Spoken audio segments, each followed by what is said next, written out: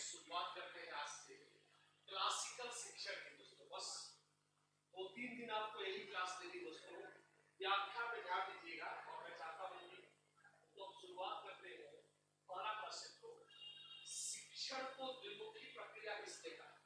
चलिए, शिक्षण को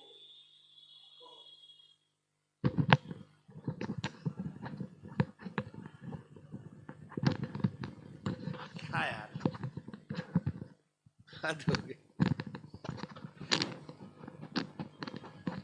एकदम दिमाग से उतर गया था। ओके लेट्स गो, चलिए शुरू करते हैं। तो आइए शुरू करते हैं। व्याख्या पे ध्यान देंगे दोस्तों, व्याख्या ही महत्वपूर्ण है और व्याख्या पे ही ध्यान देंगे दोस्तों। यह चीज है जो आपको आनी चाहिए। यहां से क्वेश्चन आएंगे, शुरू करेंगे। शिक्षण को द्विमुखी प्रक्रिया किसने कहा? ऑप्शन ए एडम्स ने, ऑप्शन बी रॉस ने, ऑप्शन सी जॉन डीवी ने, ऑप्शन डी रॉयबर्न ने। दोस्तों चलिए शुरू करते हैं। तो दोस्तों इसको आपको न सिर्फ याद करना है, इसको दोस्तों न सिर्फ आपको याद करना है, बल्कि आइए दोस्तों, बल्कि आपको इसका पूरा का पूरा शेड्यूल ही मालूम होना चाहिए। बिल्कुल, आइए दोस्तों ये ध्यान रखेंगे दोस्तों, यह एक बहुत इंपॉर्टेंट क्वेश्चन है, बहुत आता है। आज का हर क्वेश्चन दोस्तों बहुत इंपॉर्टेंट है। आइए शुरू करते हैं, ठीक है। पहला दोस्तों आपको बता देना चाहूंगा कि शिक्षण को द्विमुखी प्रक्रिया कहा है किसने दोस्तों? जॉन एडम्स ने। किसने कहा है? तो पहला दोस्तों जॉन एडम्स ने कहा। उन्होंने कहा, ध्यान सुनेंगे दोस्तों, ऑप्शन ए। आपने बीटीसी बीएड में पढ़ा है दोस्तों, फिर भी इतने लोगों के उत्तर गलत आ रहे हैं, इस बात को आपको सोचना पड़ेगा। द राइट आंसर इज दोस्तों जॉन एडम्स। रॉस ने भी इसका समर्थन किया है। फिर सुनिएगा, रॉस ने भी कहा है, पर रॉस ने एडम्स के कथन का समर्थन किया है, पर पहली बार इसे जॉन एडम्स ने कहा था। इसलिए सही उत्तर क्या है दोस्तों? John Adams. फिर से सुनेंगे, जॉन एडम्स ने कहा शिक्षण एक द्विमुखी प्रक्रिया है। कैसी प्रक्रिया है? द्विमुखी प्रक्रिया है। क्या क्या होता है? उन्होंने कहा इसके दो मुख हैं। एक पे आता है शिक्षक और दूसरे पे कौन आता है? शिक्षार्थी आता है। एक पे शिक्षक और दूसरे पे क्या आता है? शिक्षार्थी आता है। बहुत इंपॉर्टेंट है दोस्तों। फिर सुनेंगे, ध्यान सुनेंगे। पहली बार एडम्स ने कहा, इसका समर्थन किया किसने? रॉस ने। तो अगर आपके ऑप्शन में एडम्स ना हो तो आपका उत्तर क्या होगा दोस्तों? रॉस होगा। चलेंगे, एकदम चलते रहेंगे दोस्तों, जोश बनाए रखेंगे। सिर्फ समझिएगा दोस्तों, समझना सबसे जरूरी है। हाँ I let's go, question number 2। आइए दोस्तों ध्यान से देखेंगे। अब आज आपको ग्राफ समझाते ही समझाते हैं मेरा टाइम निकल जाएगा। आइए तो दोस्तों अगला क्वेश्चन है, शिक्षण को त्रिमुखी प्रक्रिया किसने कहा? ऑप्शन ए वुडवर्थ ने, ऑप्शन बी स्किनर ने, ऑप्शन सी स्मिथ ने, ऑप्शन डी जॉन डीवी ने। Come on guys, let's go. आइए लेट्स गो। यस दोस्तों, आपने इसको भी जरूर पढ़ा होगा। आशा करता हूं आपने इसको भी जरूर पढ़ा होगा, और दावे से मैं कह सकता हूं दोस्तों कि आपको इसका उत्तर मालूम होगा। And guys the right answer is D for Denmark. सही उत्तर क्या है दोस्तों? सही उत्तर है डी फॉर डेनमार्क। ध्यान से सुनेंगे, जॉन डीवी ने शिक्षण को त्रिमुखी प्रक्रिया कहा है दोस्तों। क्या कहा है? शिक्षण को त्रिमुखी प्रक्रिया कहा है। पहला उन्होंने कहा दोस्तों, पहला तो पढ़ाने के लिए कौन होना चाहिए? शिक्षक। पढ़ने के लिए कौन होना चाहिए? शिक्षार्थी। मान लो मैं इन दोनों को वहां दिखाता हूं, तो यहां शिक्षक है दोस्तों और यहां कौन है? शिक्षार्थी। उन्होंने कहा जब ये दोनों मिल जाएंगे तो क्या बकवास करेंगे? कोई तो टॉपिक होगा जिसपे डिस्कस करेंगे। इसलिए उसको कहा गया है क्या? उसे कहा गया है दोस्तों पाठ्यक्रम। उसे क्या कहा गया है? पाठ्यक्रम। फिर से देखेंगे, शिक्षक, शिक्षार्थी और दोस्तों क्या? पाठ्यक्रम। यह दोस्तों बहुत इंपॉर्टेंट है। आपके लिए ये चीजें आपको अगले 3 दिन सिर्फ, आज दोस्तों 2 तारीख है, कल 3 है, 4 5 5 तारीख तक आप पहले ऐसे व्याख्या सुनिए, केवल 10 10 12 12 क्वेश्चंस की, क्योंकि मैं व्याख्या 20 30 क्वेश्चन के बराबर दूंगा दोस्तों, तो इसलिए आपको सिर्फ ध्यान देना है दोस्तों। आइए चलिए शुरू करते हैं। आइए, तो शिक्षण को त्रिमुखी प्रक्रिया किसने कहा दोस्तों? जॉन डीवी ने। लेट्स गो, आगे चलेंगे दोस्तों नेक्स्ट क्वेश्चन पे। आइए क्वेश्चन नंबर 3 पे आइए दोस्तों, बहुत ही बढ़िया। एक दोस्तों आपने सुना होगा, शिक्षण के चर किसने बताए?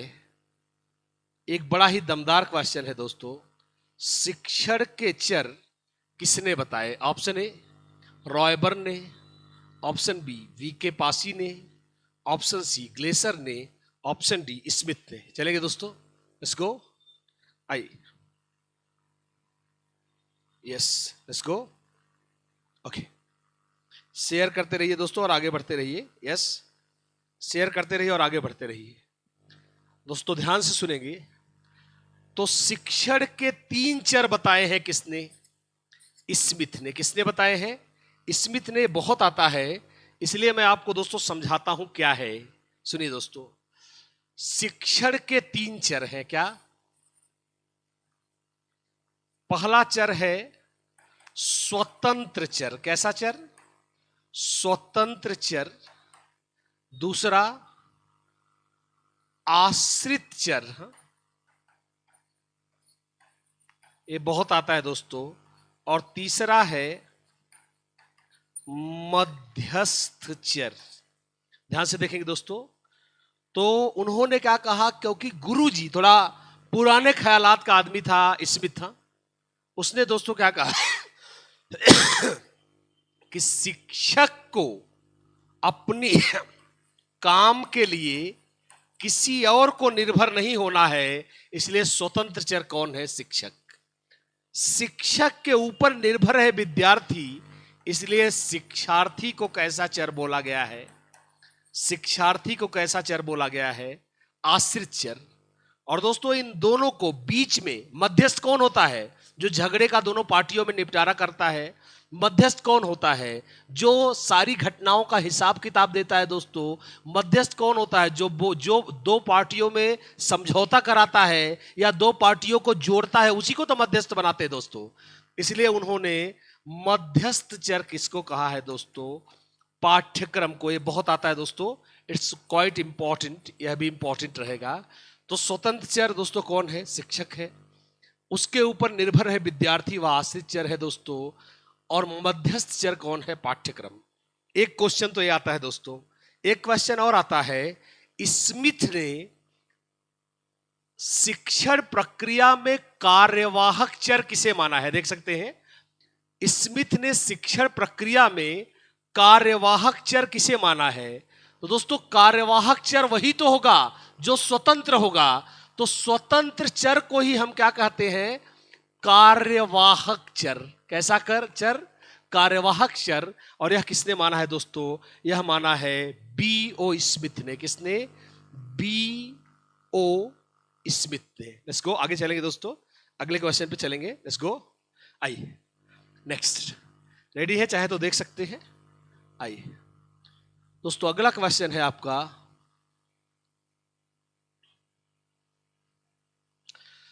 आइए शिक्षण एक, आइए शिक्षण एक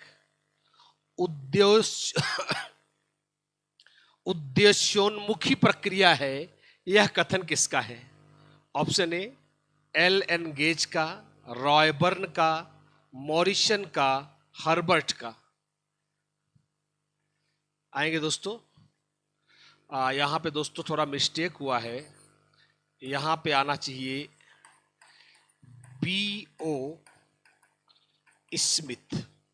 क्या आना चाहिए? B.O. स्मिथ। इसका उत्तर आना चाहिए B.O. स्मिथ। तो दोस्तों, और यही इसका उत्तर भी है दोस्तों। यह बहुत फेमस परिभाषा है दोस्तों। इसे जनरली कहीं उद्देश्योन्मुखी लिखा होता है, कहीं कहीं लक्ष्योन्मुखी लिखा होता है दोस्तों। तो शिक्षण एक लक्ष्योन्मुखी प्रक्रिया है। और यह दोस्तों किसने कहा है? यह कहा है B.O. स्मिथ ने। यह आपको मैं शिक्षण की कुछ परिभाषाएं, जिस दिन मैराथन 6 या 7 तारीख को मैराथन दूंगा तो आप वहां से देख सकते हैं दोस्तों, परेशान ना हो। अगला चलेंगे, लेट्स गो। आइए अगला क्वेश्चन नंबर 5। यह दोस्तों बहुत इंपॉर्टेंट क्वेश्चन है। आइए शुरू करते हैं। आइए, यह दोस्तों बहुत इंपॉर्टेंट क्वेश्चन है, मैं चाहता हूं इसको आप देखें। तो आइए शुरू करते हैं। निम्न में से सही जोड़े का चयन करें। तो दोस्तों शिक्षण के यहां स्तर दिए गए हैं और यहां उनका प्रतिपादन दिया गया है। तो दोस्तों थोड़ा सा उनको ऐसा करने में दिक्कत हो गई है, तो दोस्तों इसको हम थोड़ा सा मानेंगे ABCD। टाइपिंग वाला थोड़ा समझ नहीं पाया है दोस्तों, तो बताना है कि सही जोड़े कौन से हैं। एक तरफ शिक्षण का स्तर है, दूसरी तरफ उसके प्रतिपादक है। तो आइए देखते हैं। पहला, स्मृति स्तर, क्या इसके प्रतिपादक हर्बर्ट हैं? बोध स्तर, क्या इसके प्रतिपादक मॉरिसन है? चिंतन स्तर, क्या इसके प्रतिपादक हंट हैं? समझे? आइए दोस्तों देखते हैं। या फिर उत्तर है डी, उपरोक्त सभी। आइए दोस्तों, यह एक बहुत उम्दा प्रश्न है दोस्तों शिक्षण के 3 स्तर होते हैं।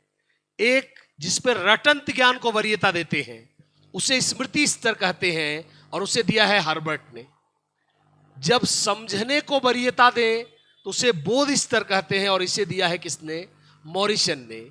और जब आपको विचार करना हो, चिंतन करना हो, निबंध लिखना हो, अपनी खुद की राय देनी हो, आप क्या सोचते हो यह बताना हो दोस्तों, तो उत्तर होगा चिंतन स्तर, और इसे दिया है हंट ने। So the right answer is guys D for Denmark.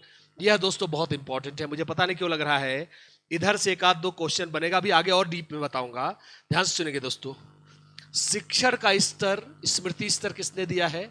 Herbert ने। बोध स्तर दिया है मॉरिसन ने, और चिंतन स्तर दिया है दोस्तों हंट ने। इसलिए सही उत्तर क्या है? सही उत्तर है दोस्तों डी फॉर डेनमार्क। क्या हम रेडी हैं? यस, लेट्स गो, चलेंगे दोस्तों। आइए नेक्स्ट, अगला question number 6। A taxonomy of educational objectives किसकी पुस्तक है? आइए, अ टैक्सोनॉमी ऑफ एजुकेशनल ऑब्जेक्टिव्स किसकी पुस्तक है? फिर से देखेंगे। अ टैक्सोनॉमी ऑफ एजुकेशनल ऑब्जेक्टिव्स किसकी पुस्तक है? रॉस की, ब्लूम की, हर्बर्ट की, मॉरिसन की। और आपने दोस्तों इसको पढ़ा हुआ है बीटीसी में, आपने जरूर पढ़ा है दोस्तों, ऐसा हो ही नहीं सकता कि आपने ना पढ़ा हो, और आपके उत्तर दिखा रहे हैं कि आपने पढ़ा है। दोस्तों आपने सुना होगा शिक्षण अधिगम के उद्देश्य बताए हैं किसने? ब्लूम ने। और आप सभी जानते हैं दोस्तों यह पुस्तक भी किसकी है दोस्तों? यह पुस्तक भी है बेंजामिन ब्लूम की। और दोस्तों जिन्होंने 3 क्षेत्र दिए हैं, कौन कौन से? संज्ञानात्मक क्षेत्र, भावात्मक क्षेत्र और मनोक्रियात्मक, या उसे क्रियात्मक क्षेत्र भी कहते हैं। तो यह किसने दिया है दोस्तों?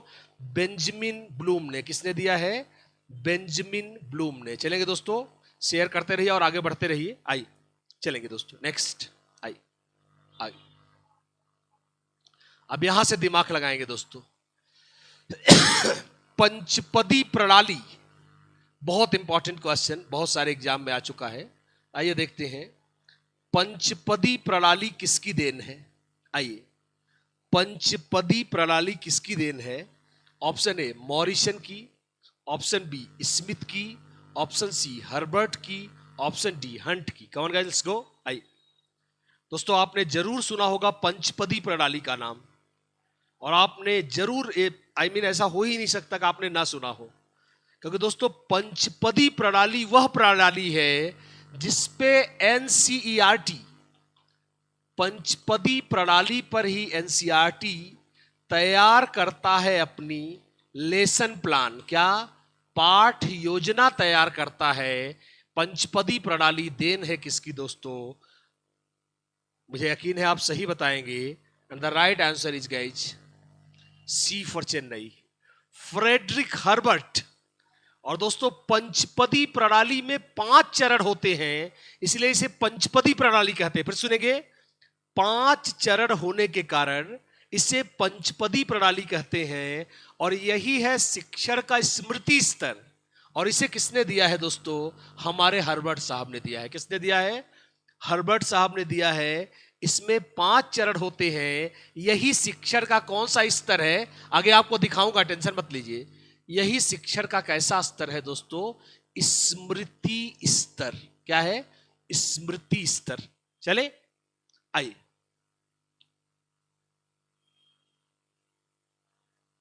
रेडी है?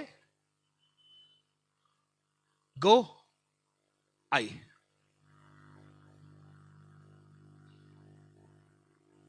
रेडी है? यस, ये जो आपको याद रखना है दोस्तों। अगला, अभी अगला मजा आएगा दोस्तों।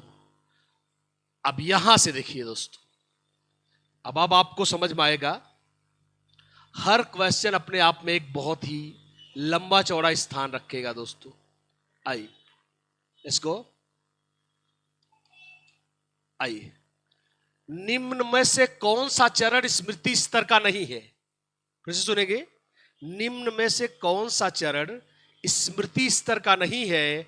और मैंने अभी भी आपको बोला, अब पहले तो एक बार आप उत्तर बता लो, फिर मैं लिखूंगा। और आपको यहां से स्क्रीनशॉट लेना शुरू करना है, ठीक है? यहां से आपको स्क्रीनशॉट लेना है। मैं आपके उत्तर एक बार चेक करूंगा दोस्तों। हाँ, I am going to check your answers. आइए शुरू करते हैं। आइए, उत्तर चेक करते रहिए दोस्तों और पढ़ते रहिए। प्लीज उत्तर चेक करें और पढ़ते रहें। Let's go. आइए, ओके। तो दोस्तों बहुत सही guys, C for Chennai is the right answer. तो आइए दोस्तों, काफी लोगों ने सही उत्तर दिया है। तो पंचपदी प्रणाली के 5 पद जानते हैं दोस्तों। पहला, सबसे पहला पद है दोस्तों, आइए, प्रस्तावना, प्रस्तुतिकरण, प्रस्तावना, प्रस्तुतिकरण। उसके बाद दोस्तों है तुलना, सामान्यीकरण,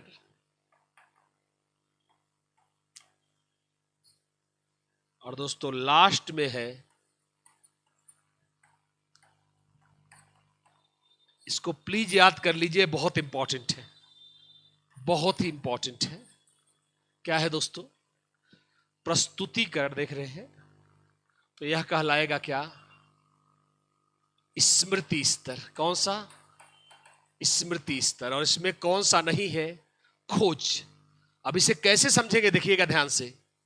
प्रस्तावना, प्रस्तुतिकरण, तुलना और सामान्यीकरण। अब मैं आपको थोड़ा इसको अपने अनुसार से, सबसे पहले टॉपिक को इंट्रोड्यूस करिए। कक्षा में पहुंच के अचानक पढ़ाने मत लगिए, पहले टॉपिक को इंट्रोड्यूस करिए। यह क्या है? प्रस्तावना। अच्छा, कुत्ते बिल्ली से जोड़कर कहानियों द्वारा रोचक ढंग से करिए क्या? प्रस्तुतिकरण। बच्चे को समझाने के लिए उदाहरण दीजिए। एक पदार्थ की दूसरे पदार्थ से क्या करिए? तुलना, ताकि कंफ्यूजन ना हो।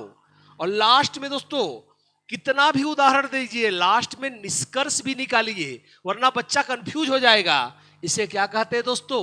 सामान्यीकरण। और उसके बाद बच्चे को सीखी गई जानकारी का उपयोग करने के लिए कहिए। यह क्या कहलाएगा दोस्तों? अनुप्रयोग कहलाएगा। इसे क्या कहेंगे? अनुप्रयोग कहलाएंगे। यह है कौन सा स्तर दोस्तों? यह है आपका स्मृति स्तर। और अब देखेंगे दोस्तों, यहां से देख लेंगे। आइए, हमारे पास थोड़ी सी जगह है, इसलिए मैं चाहूंगा आप स्क्रीनशॉट ले लें। अब दोस्तों मैं आपको दिखा रहा हूं बोध स्तर। कौन सा स्तर? बोध स्तर, जो किसने दिया था? मॉरिसन। अब देखते जाइए। मॉरिसन क्या है? देखिए, पहला है खोज, देखते जाइए। दूसरा है प्रस्तुतिकरण, तीसरा है दोस्तों आत्मसातीकरण, चौथा है संगठन, और पांचवा है दोस्तों अभिव्यक्तिकरण। अभिव्यक्तिकरण। ये 5 चरण किसके हैं दोस्तों? बोध स्तर के। थोड़ा और इधर लिखता हूं, यह कौन सा स्तर है? बोध स्तर। और यह किसने दिया है? मॉरिसन ने। कैसे दोस्तों? समझना है, इस बार रट्टा नहीं मारना है। बोध क्या होता है? समझना। तो सबसे पहले जानकारी कहां से आई है यह खोजेंगे, फिर दोस्तों उसे प्रयोग करने के लिए प्रस्तुत करेंगे। ध्यान रखेंगे दोस्तों, पिछली बार को एक क्वेश्चन आया था यूपीटीटी में, ऐसा कौन सा चरण है जो स्मृति स्तर और बोध स्तर में एक है? और वह दोस्तों है, आप देख सकते हैं, प्रस्तुतिकरण यहां भी है और प्रस्तुतिकरण यहां भी है दोस्तों। तो ध्यान से सुनेंगे। कहने का अर्थ दोस्तों क्या है कि प्रस्तुतिकरण वह चरण है जो स्मृति स्तर और बोध स्तर दोनों में क्या है दोस्तों? कॉमन है। इसको याद कर लेंगे। तो दोस्तों खोज, प्रस्तुतिकरण, और दोस्तों एक बार परिणाम आ गया, हमने समझ लिया, तो उसको अपने अंदर डाल लेते हैं, समाहित कर लेते हैं। इसे हम आत्मसातीकरण कहते हैं। ज्ञान को अपने अंदर, हम पहले से बहुत कुछ सीख चुके हैं, अब कुछ नया सीखेंगे तो उसे ऑर्गेनाइज करना पड़ेगा। यह संगठन है। और दोस्तों जब आप कोई चीज समझ जाते हो, अभिव्यक्तिकरण क्या होता है दोस्तों? अपने शब्दों में बयां करना। जब आप कोई चीज सीख जाते हो तो रटंत ज्ञान में नहीं बोलते, बल्कि उसे अपने शब्दों में प्रकट करते हो। इसे क्या बोलते हैं? अभिव्यक्तिकरण। क्या रेडी है? Let's go. आइए, बिल्कुल आइए दोस्तों शुरू करते हैं। Let's go. तो दोस्तों यह रहा बोध स्तर और यह रहा क्या? प्रस्तुतिकरण का स्तर, सॉरी आपका स्मृति स्तर। रेडी है? आइए लेट्स गो। आइए, लास्ट में आपको एक स्तर और बचा है और वह बचा है चिंतन स्तर। वो लास्ट में आपको बता के जाऊंगा। चलिए, चिंतन स्तर अभी बताऊंगा, 2 बता चुका हूं। Let's go. आइए नेक्स्ट। आइए, निम्न में से किसने शिक्षण के सूत्र दिए? यह भी दोस्तों एक मजेदार क्वेश्चन है। निम्न में से किसने शिक्षण के सूत्र दिए? तो दोस्तों आपको बता दूंगा, समझाने का ही पूरा काम था दोस्तों। आइए, तो दोस्तों आपको जानकर आश्चर्य होगा, यह थे हर्बर्ट और कमेनियस। कौन थे? हर्बर्ट स्पेंसर और कमेनियस। इन लोगों ने दिया शिक्षण के 11 सूत्र। आपको भी बताऊंगा जब मैराथन क्लास दूंगा। तो दोस्तों वास्तव में शिक्षण के कितने सूत्र हैं? 11 सूत्र हैं। और यह दोनों ही दिए हैं इन दोनों ने। इसका उत्तर है दोस्तों हर्बर्ट स्पेंसर और कमेनियस। आपने पढ़ा भी होगा शायद। तो हर्बर्ट और स्पेंसर और कमेनियस को श्रेय जाता है शिक्षण के क्या देने का? सूत्र देने का दोस्तों। तो अब आइए एक बार देख सकते हैं। और अब दोस्तों मैं आपको बता देना चाहूंगा, क्योंकि हमारा टारगेट है दोस्तों टॉपिक बाय टॉपिक सीखना। क्या? तो हमारा उत्तर है सी। अब एक बार ध्यान से देखिए, जो उधर रह गया था, कौन सा स्तर? शिक्षण का चिंतन स्तर। अब दोस्तों स्क्रीनशॉट लेते चलिएगा, यही पढ़ाने का सबसे चालाक तरीका है। क्वेश्चन 10 पढ़िए, बातें करिए 40-50 क्वेश्चन की। देखिए, चिंतन स्तर जिसने किससे दिया है? मॉरिस पी हंट ने। पूरा नाम क्या है? Morris P Hunt. अब दोस्तों चिंतन तभी तो करोगे, चरण, हाँ, पहला समस्या की जानकारी। समस्या की जानकारी। अरे भैया, कोई आदमी चिंतन तभी तो करेगा जब उसको समस्या मालूम हो। दूसरा चरण है दोस्तों संकल्पना निर्माण। संकल्पना निर्माण। तीसरा चरण है दोस्तों आंकड़ों का संकलन।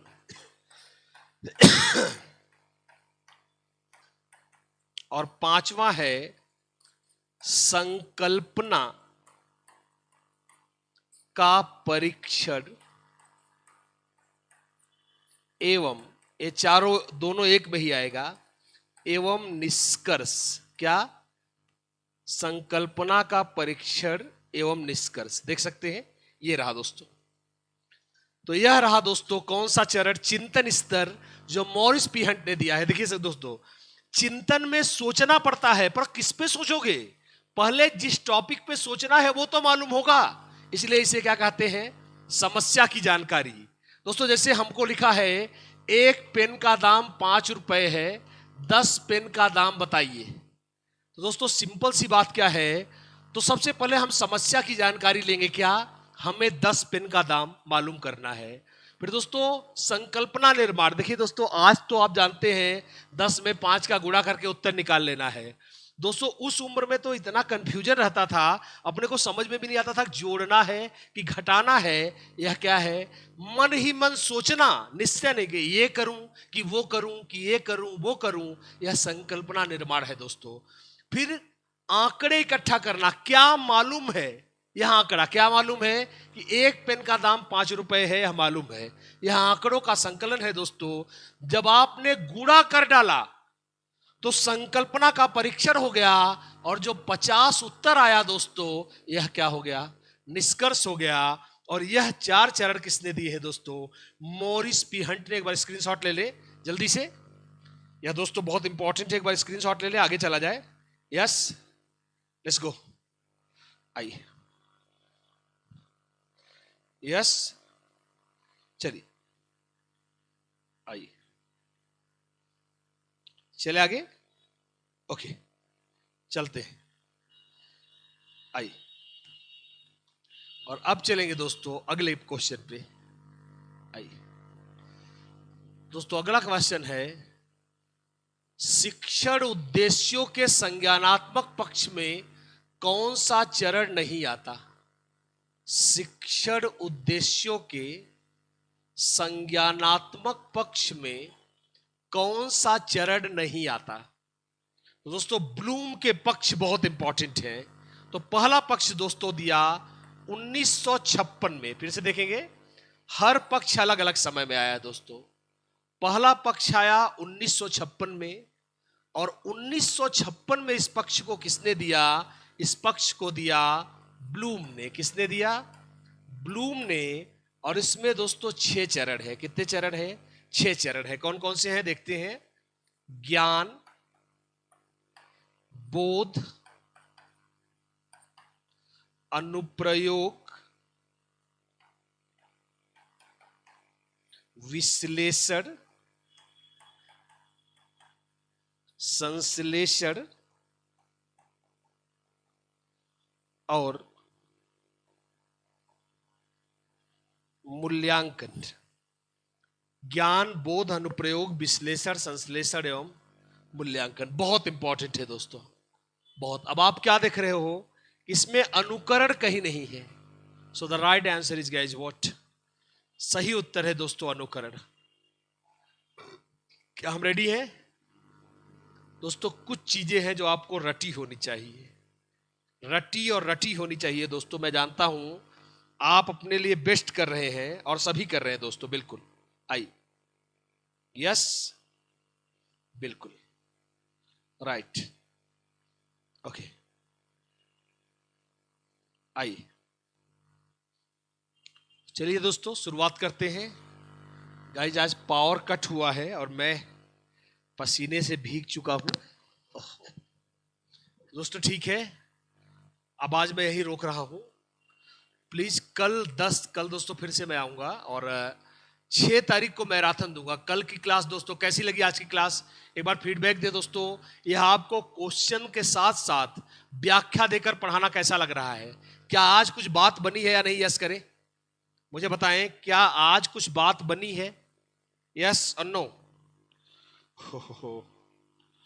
मुझे बताएं कैसी लगी दोस्तों आज की क्लास। आज दोस्तों टारगेट ये था, यस। कैसी लगी आज की क्लास एक बार मुझे बताएं दोस्तों। बिल्कुल बहुत सही। आई आज कुछ बात बनी है या नहीं मुझे बताएं। मैं आपको रट्टा मरवा दूंगा दोस्तों, बस 2 दिन मुझे और दीजिए, सिर्फ 2 दिन दीजिए, मैं रट्टा मरवा दूंगा। यस ओके, आइए दोस्तों, बिल्कुल। नहीं होगा, क्यों नहीं होगा? चलिए, थैंक यू दोस्तों। मैं भीग गया हूं, पावर कट हुआ है, एसी चल नहीं रहा है। ठीक है दोस्तों, कल फिर मुलाकात होगी, तब तक के लिए मैं इजाजत चाहूंगा। Thank you, thank you.